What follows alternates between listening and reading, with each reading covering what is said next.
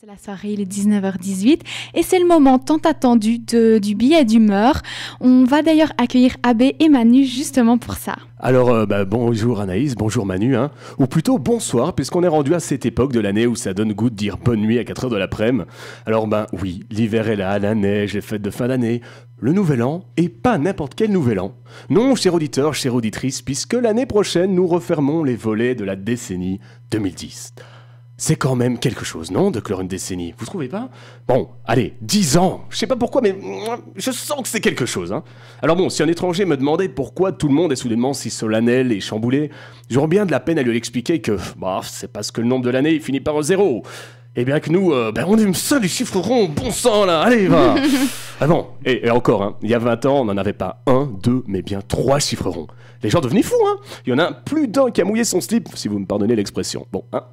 Alors on s'est dit avec Manu qu'on allait faire une petite rétrospective de ce qui s'est passé depuis la dernière fois qu'on a eu une année qui terminait par un chiffre rond, puisqu'on le rappelle, on kiffe ça, les chiffres ronds, hein. Alors, chère auditrice, chers auditeurs, attention à ce qui va suivre. En commençant la rédaction de cette chronique, je ne me souvenais à peine de ce que j'avais mangé ce midi. Ainsi donc, je te prierai de passer outre le manque d'exactitude quant à la chronologie des faits repris ci-dessous. Merci et bonne écoute, évidemment. Alors, il y a 10 ans et 4 jours exactement sortait Avatar de James Cameron. Bon, ça c'est hors de la décennie, mais c'est juste pour vous rappeler que vous vieillissez, hein. Nous vieillissons. Vous êtes vieux, hein.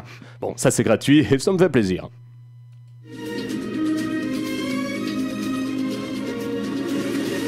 En 2010, Steve Jobs lance un gros iPhone plat. Les scientifiques sont à l'heure actuelle encore en train de rechercher l'utilité que peut avoir un tel objet.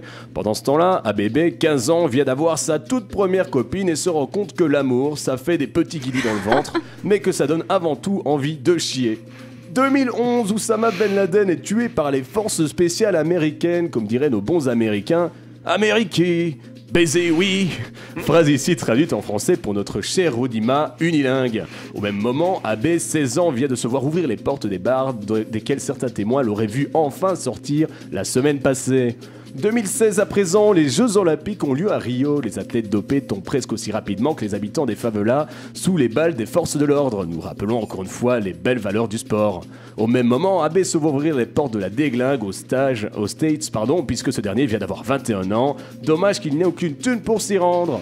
En 2018, les médias du monde entier présentent la jeune Greta Thunberg, une activiste suédoise militante pour l'environnement, cristallisant la haine des boomers et des millennials pour les jeunes de la génération Z qui font bouger les choses.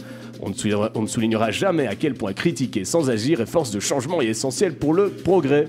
Au même moment, Abbé prend la résolution de ne boire que de la bière brassée localement.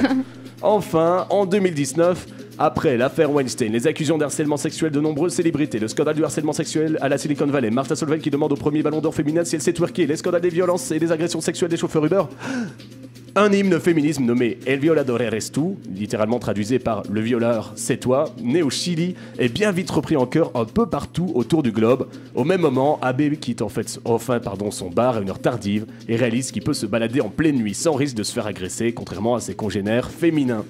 Alors, chère auditrice, chers auditeurs, j'espère t'avoir rappelé de bons moments. Enfin, des moments quoi, hein.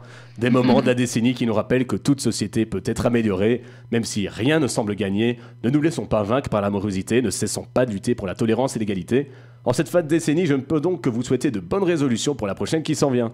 Quant à moi, je vous dis bonne soirée, on se retrouve pour un bilan dans 10 ans, car encore une fois, l'année terminera par un 0 et que le chiffre rond. Ah, on kiffe ça! Ah. Merci ABB.